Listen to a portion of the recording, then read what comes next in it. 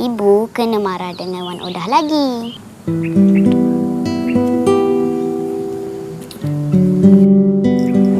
Dah, Lina dengan dia, jom. Masuk mandi. Nanti Wan datang. Kita boleh ngaji. Bawa ke sana.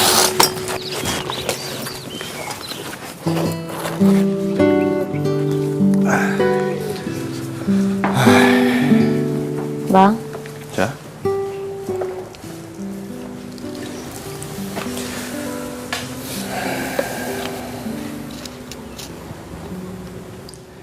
Tiap kali Syah balik daripada rumah mak, Syah masih macam ni. Kenapa ni?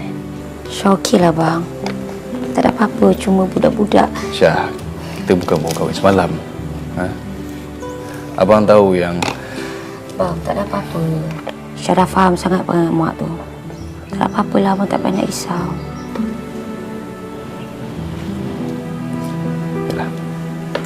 Macam mana sekalipun Syah ada tanggungjawab dengan dia kan? Nak apa datang ni? Nak hantar gulai nangka. Cik. Gulai nangka? Ingatkan udang galah ke? Ikan senangin ke ketam ke gulai nangka tak payahlah. Syah tak kat dapur, nanti mak makanlah ya. Kita jadi orang perempuan ni kan awak. Jangan lembik sangat. Kalau lembik sangat, dia bodoh kalau dia lelaki jadi apa itu. Suram je hidup ni. Apa kau jegel kat aku ni? Ha? Pandang-pandang kat aku kenapa? Mak kau tak ajar kau ya? Kita memang pantang tau kalau budak-budak mendengar untuk bercakap kan. Jegel. Mak. Cik.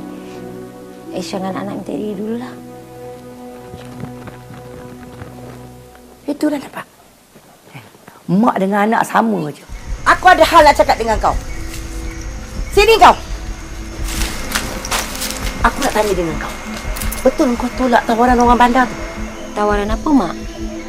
Engkau ni memang bengap lah, Syah.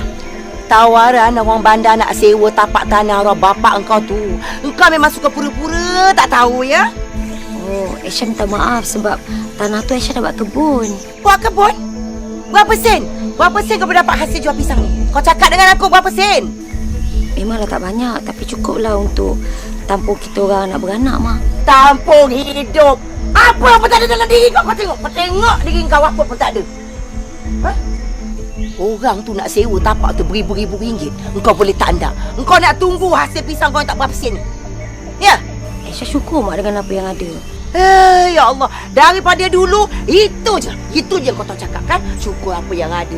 Aku pun tak tahulah, Aisyah. Macam mana aku boleh beranakkan manusia macam kau yang tak cukup akal ni, lembab. Kenapa Tuhan bagi anak macam kau ni kat aku, ha? Kau dengar sikit, baik. Aku nak engkau fikirkan balik sebentar. Tak payah nak salam-salam. Kau pergi jaga je mak mentua kau. Peh, aku susun kat sini ya. Tengok susun balik. Sepah dah ni ya. Cepat.